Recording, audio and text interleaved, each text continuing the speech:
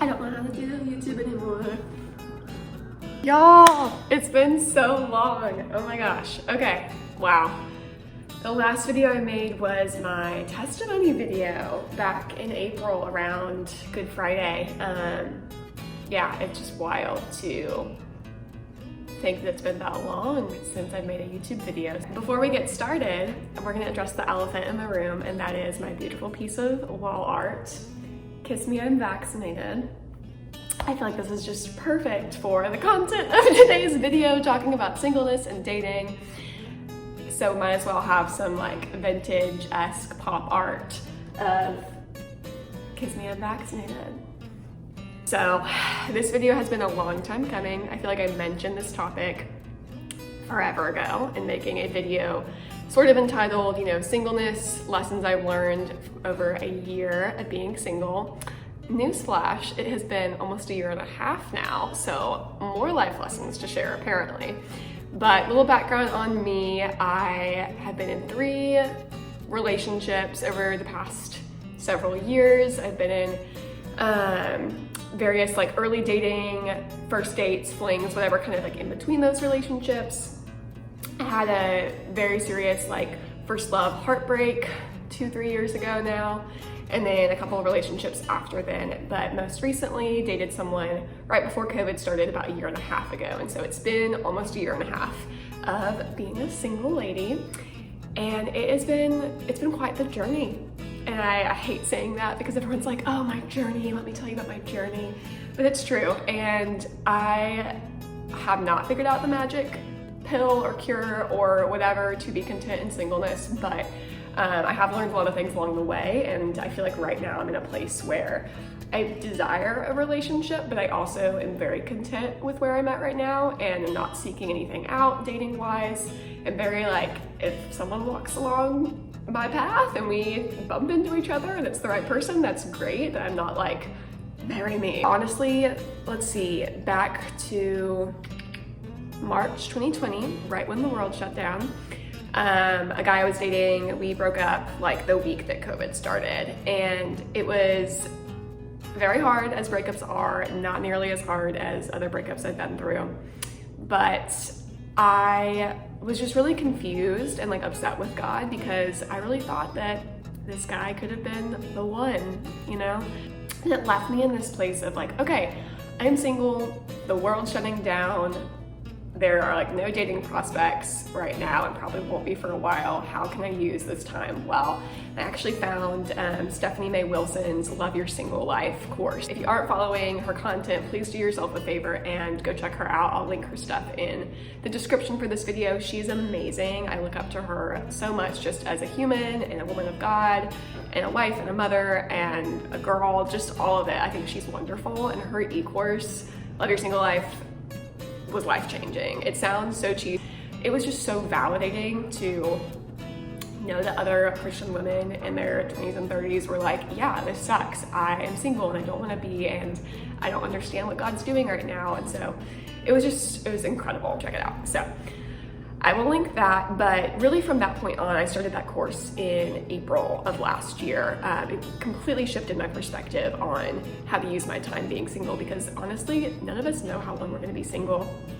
We don't know when we're gonna find our person and get married and all of that. And to be frank, like, getting married is not the end all be all. It is not the beginning of your new life. It is not the, you know, peak or climax of your life. It's just another thing that happens, and it's a beautiful, beautiful part of your life and a beautiful relationship if that's something that you choose to enter into. But honestly, like, I was talking with, I think it was my Bible study last night, we were like, yeah, once you get married, like, you're just gonna be looking for that next thing, right? It's gonna be, oh, when am I gonna have a kid? When is my kid going to get into this preschool or this college, or, you know, worrying about something with your children or a health situation in your family, a marital conflict. You know, when am I gonna get this house, this car? It's always that next thing. And granted, you know, choosing the person you're gonna marry, you know, choosing to have children, these are really huge decisions and probably some of the biggest decisions you'll make in your entire life. And so it's not to, I don't want to dilute or water down those, the gravity of those decisions and those moments in your life, but there are always going to be so many big moments and other things that you're going to be chasing after. So just putting that out there. Granted, my disclaimer, I've obviously never been married, I've never been engaged. I don't know what marriage is like firsthand, but just from my married friends and my parents and people I know have crossed paths with, they very much say the same thing of like, marriage is beautiful, it's a gift, it's an incredible thing to get to experience, but it's not the end all be all. And so kind of just taking marriage off that pedestal, I think, is really helpful with, I don't know, having a new perspective on your singleness. So beyond that, what really shifted my perspective over the past year or so has been thinking, okay, if marriage is not the end all be all and I don't know when I'm gonna get married, I have zero control over the timing of that, which is so frustrating as a planner, as an Enneagram 1, as someone who is low-key a control freak. It's very hard, but honestly, we don't know the timeline of much of anything in our lives. And so recognizing that and releasing that, initial first steps to a new perspective on singleness. And then after that, for me, thinking about, okay, if those things are true, how can I best use this time? How can I live my life in a way that if I don't get married, I'm still like living life abundantly, happy and joyful, and creating a life that I would be totally fine living even if I didn't get married. And that was a huge wake-up call for me, because honestly, so much of my perspective and thought process around dating had been, oh, like, I'll do this when I'm married, I'll do this when I have a boyfriend, when I find my person, like, I'll wait to have these experiences or go after these goals until then. Being single right now, it's like you and I have that freedom to have so many options of things to do and jobs to pursue and schools to look into. I think it's just really exciting. So if you don't know when you're gonna get married and you want to be living a life that is abundant and full and the life that you would live regardless if you meet someone or not, how do you do that, right? Again, Stephanie's course was so valuable in like very practical questions and steps to reflect on this. But for me, I just thought about, okay, like, I want to live a life that is full of people that I love, where I'm rooted in a really great church community that I'm very involved in, where I'm being poured into and I'm pouring out to others and serving.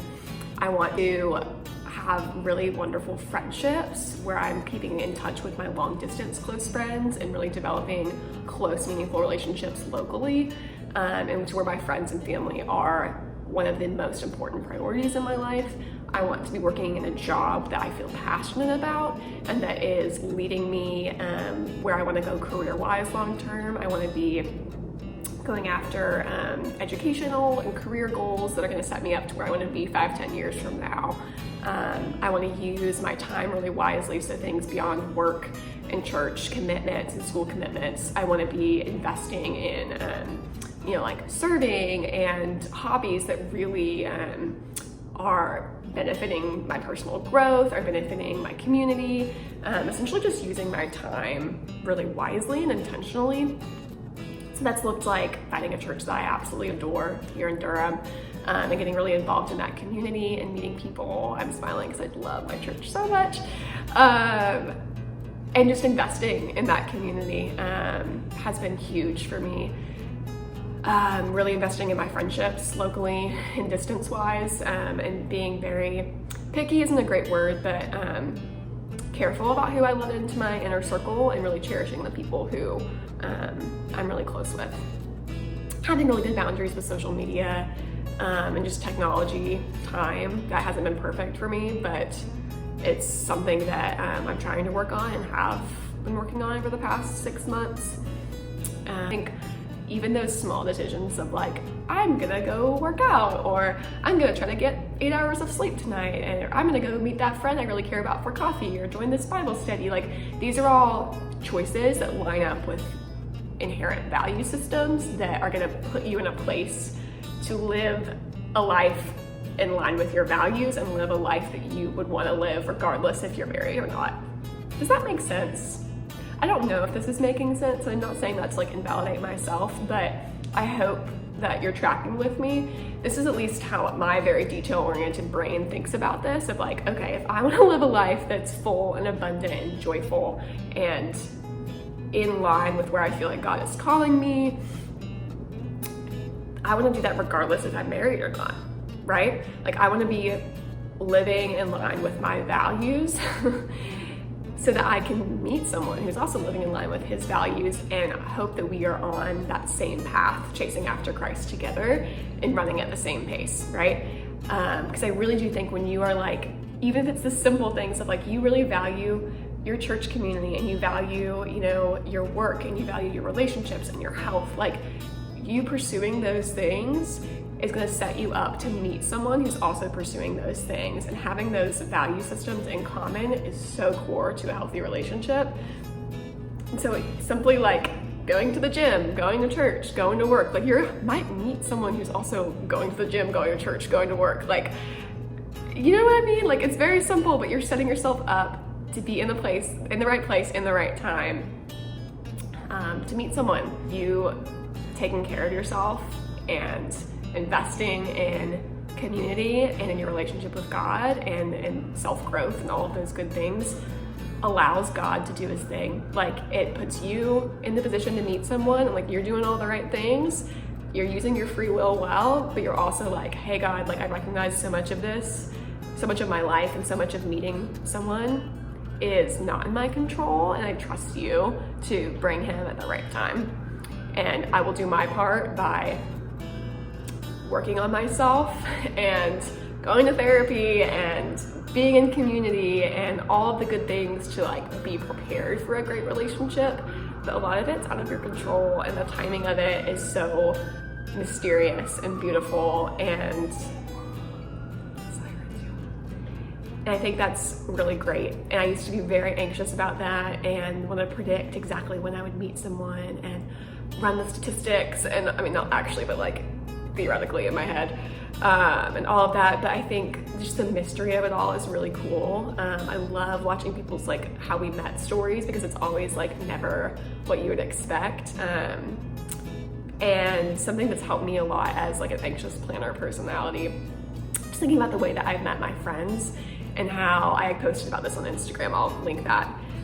How like serendipitous and spontaneous it's been. Some of my closest friendships I've all met in very random ways.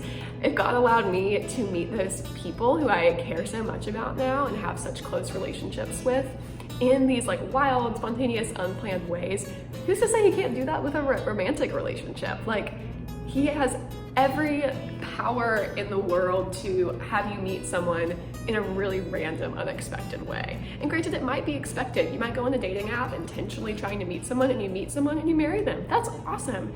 Would you have thought that was gonna happen 5 years ago? Probably not. And so I think there is still the element of surprise and unexpectedness to it, which I think is really cool. But that's helped me so much in just like surrendering my desire for a sense of control of when I'm gonna meet my future husband. It's like, I'm doing my part and I gotta let God do his, because ultimately it's not in my power. And if I don't meet someone and don't get married, I'd be sad. It would suck. I really want to be married. I really want to be a mom. These are huge desires of my heart. I want a family. I want to be married and get to like know what that type of relationship is like, and have a life partner to be on mission with and glorify God in our marriage and all of those beautiful, wonderful things. And if that's not in God's plan for me, like I'm gonna be okay. And if that's not in his plan for you, like you're gonna be okay too. And so, because we don't know if those things are gonna happen, we might as well live our lives full and abundantly and joyfully, doing the things that we care about and being with the people that we care about, because why not, right? So I hope that was helpful. Yeah, I hope it was helpful. If it wasn't, sorry. That's all I got. That's like my takeaway thesis from this 1.5 years of singleness, that we are currently single.